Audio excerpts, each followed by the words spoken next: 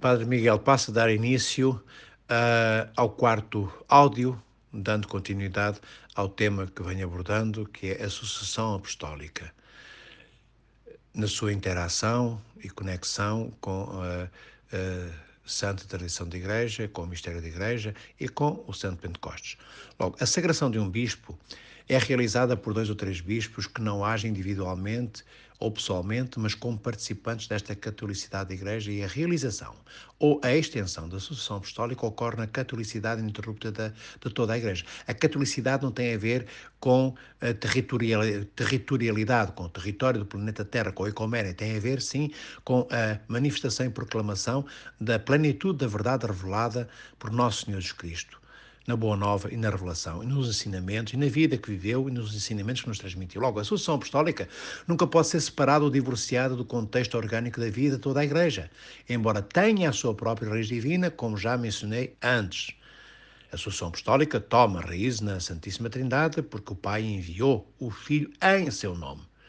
Por esta razão, a sucessão apostólica nunca deve ser reduzida a uma enumeração abstrata de ordenadores sucessivos, mas deve ser considerada como participação na graça e na catolicidade da Igreja.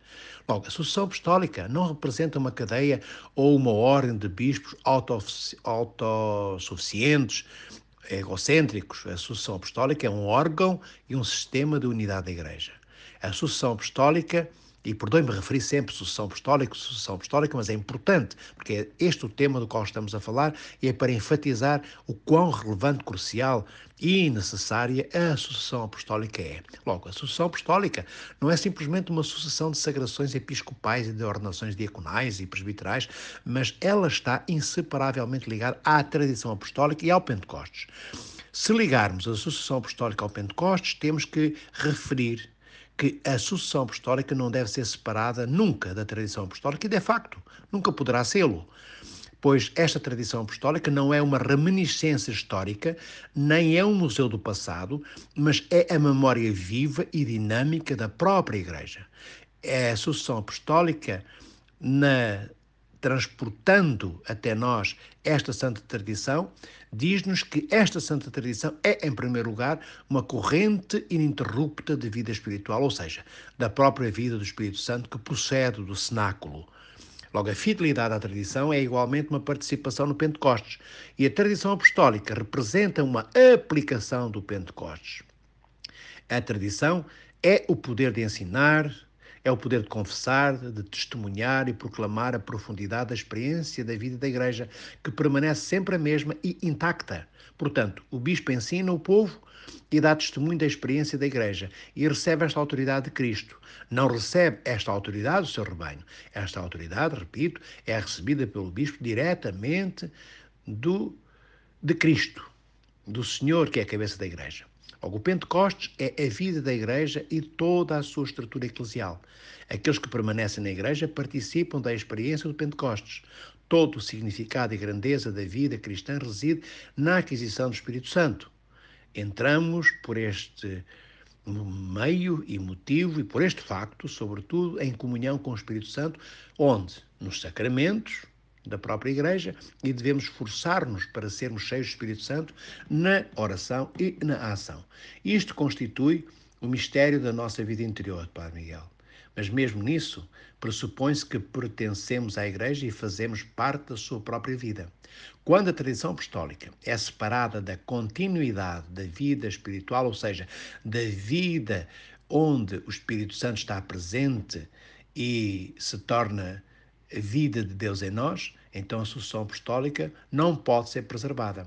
Há muitos teólogos do século XX, e entre um deles um grande, o padre Jorge Florovsky, que diz que a sucessão apostólica, e passo a transcrever ou a parafrasear, a dizer, só é fortalecida pela fidelidade e cumprimento na tradição apostólica.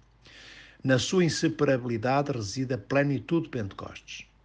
Logo, podemos inferir que isto significa que o Pentecostes, a tradição apostólica e a sucessão apostólica estão inseparavelmente ligados e são ativados na Igreja e na sua catolicidade, que é o grande mistério da Igreja, pelo Espírito Santo. É neste quadro que o bispo desempenha e realiza a sua missão e dá testemunho confessando a fé dos apóstolos e dos padres da Igreja. Esta ligação pressupõe bispos que participem na energia divinizante do Espírito Santo e no mistério do Pentecostes. Pressupõe bispos que vivam e sejam fiéis à tradição apostólica e tenham a sucessão apostólica, que sejam membros, estes mesmos bispos, naturalmente, membros da hierarquia das suas igrejas e que se expressem sinodalmente, logo colegialmente, e não egocêntrica, individual ou pessoalmente, para que não haja possibilidades de comportamentos subjetivos, porque a igreja é o mundo da plena e sublime objetividade. Neste caso, são verdadeiros pastores, digo, os bispos, são verdadeiros pastores do povo de Deus que manejam bem a palavra da verdade, porque os ensinamentos que proclamam são os ensinamentos de Nosso Senhor Jesus Cristo. Logo, a Igreja primitiva faz continuadamente a referência ao depósito da fé, à tradição apostólica e à vida apostólica. Muitas dessas passagens podem ser identificadas nas epístolas de Santo Apóstolo Paulo. Numa delas, a primeira epístola a Timóteo, capítulo 6, versículo 20, em que diz, Paulo, Santo Apóstolo, ó Timóteo, guarda o que te foi confiado. Quanto ao que te foi confiado, guarda-o por meio do Espírito Santo que habita em nós. Isto é dito, esta última frase, na segunda epístola a Timóteo, capítulo 1, versículo 14. Então, irmãos, estai firmes e mantendo as tradições que vos foram ensinadas, seja por palavra, seja por epístola nossa, diz São Paulo na sua epístola aos Tessalonicenses, capítulo 2, versículo 15º. Logo, a tradição apostólica, ao contrário do que afirmam muitas denominações protestantes que defendem a sola Escritura, encontra legitimidade nesta epístola de São Paulo aos Tessalonicenses, se dela necessitasse e outras não existissem, que diz, então, irmãos, estai firmes e mantendo as tradições que vos foram ensinadas, seja por palavra, seja por epístola nossa, Tessalonicenses 2,15. Repeti de forma enfática para que entendamos a relevância e a importância da tradição da Igreja, que não foi uma invenção dos homens, mas foi manifestada pelo apóstolo São Paulo. Porque nós sabemos, Padre Miguel, que todas as palavras de Cristo não vêm escritas na Sagrada Escritura. Todas as palavras que o Senhor disse comportariam, encheriam possivelmente milhares e milhares e milhares de livros. Logo, nem tudo que o Senhor ensinou foi escrito. Nem tudo que os apóstolos ensinaram foi escrito nas suas epístolas. Certamente que São Paulo e qualquer um dos outros apóstolos falou muito mais do que escreveu, e ainda que São Paulo tenha escrito muito, Padre Miguel, quanto mais palavras não terá ele dito do que as parcas e poucas palavras, ainda que nos pareçam tantas, vertidas nas suas epístolas. Quanto ele não ensinou, quantas palavras não foram ditas e quantos ouvidos não as escutaram. Palavras ditas, proferidas oralmente pelo apóstolo Paulo e por todos os outros apóstolos, que não foram lidas, mas foram ouvidas.